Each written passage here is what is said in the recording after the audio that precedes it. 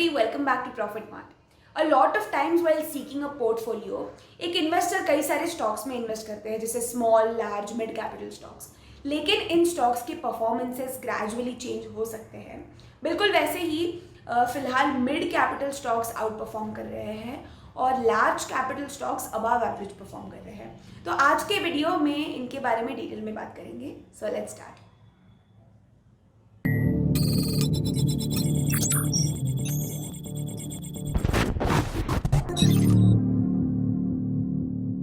तो currently small capital और mid capital stocks investors का अटेंशन गेन कर रहे हैं। सो डीएसएफ म्यूचुअल फंड के अकॉर्डिंग इन स्टॉक्स के रिलेटिव वैल्यूएशन के बेसिस पर इनके मार्केट प्राइसेस बढ़ाए जा रहे हैं and that's why these stocks are outperforming. Currently, Nifty index is trading 22 times the EPS. Mid capital and small capital stocks की बात करें तो Nifty Mid Cap 100 index is trading at 23 times the EPS and Nifty Small Cap 250 index is trading at 20 times. अब last 16 months के reports में small capital और mid capital Nifty ने under perform किया है, लेकिन फिलहाल ये सिचुएशन रिवर्स हो रही है। स्मॉल कैपिटल और मिड कैपिटल स्टॉक्स बहुत अच्छा प्रॉफिट रिपोर्ट कर रहे हैं और इन्वेस्टर्स का अटेंशन भी इन्हीं स्टॉक्स पर ज़्यादा है।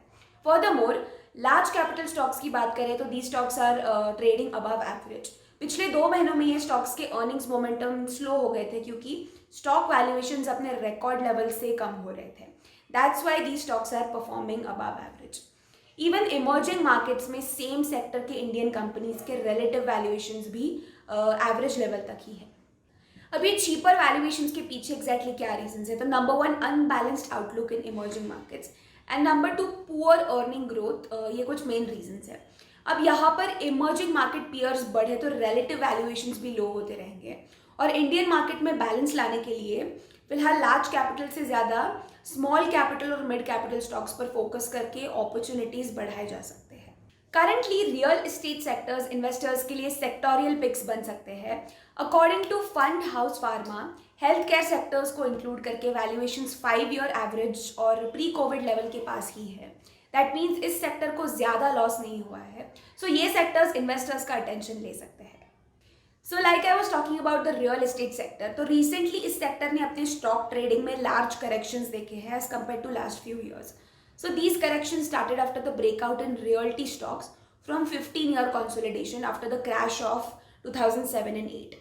तो पिछले 3 सालों में according to S&P Realty Index, real estate sector ने डी-लेवरेजिंग साइकिल एक्सपीरियंस किया है, which means reduction of debt. तो इसका मतलब है इस सेक्टर का नेट डेट 54% तक नीचे गिर गया है ऑन एग्रीगेट बेसिस।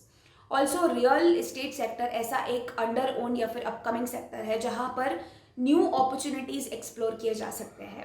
तो जैसे ही अपॉर्चुनिटीज बढ़ेंगे वैसे सेक्टर वैल्यूएशंस भी की फोकस बनेंगे। Lastly coming to the market outlook, तो currently India leads the emerging markets pack in earnings growth, लेकिन जो स्टॉक्स है वो रिलेटिव बेसिस पर चीप नहीं है। तो अगर फ्यूचर में मार्केट मोमेंटम इमर्जिंग मार्केट्स के फेवर में होता है तो स्टॉक्स ओवर परफॉर्म नहीं करेंगे।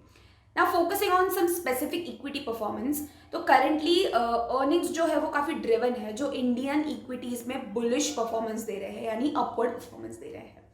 सो now moving on to some foreign institutional investors, तो इनकी बात करें तो ये फिलहाल रिस्क मोड ऑन कर सकते हैं। तो रिस्क मोड यानी इन्वेस्टर्स रिस्की असेट्स बाय कर सकते हैं with leverage. So this will be beneficial for risky assets जैसे इमर्जिंग मार्केट्स इक्विटी। तो just so you know, foreign institutional investors उन्हीं मार्केट्स में इन्वेस्ट करते हैं जो ग्रोथ दिखा रहे हैं even if the assets are risky. So this brings us to the conclusion of our video. Indian stock market completely pairs में नहीं है, it is also showing gradual growth in specific stocks. So that's all for now. Thank you so much for watching the video till the end. और ये वीडियो अगर आपको पसंद आया हो तो do not forget to give it a thumbs up and also do share it in your circle. And for more such stock market related updates, subscribe to Profit Mart. Thank you for watching.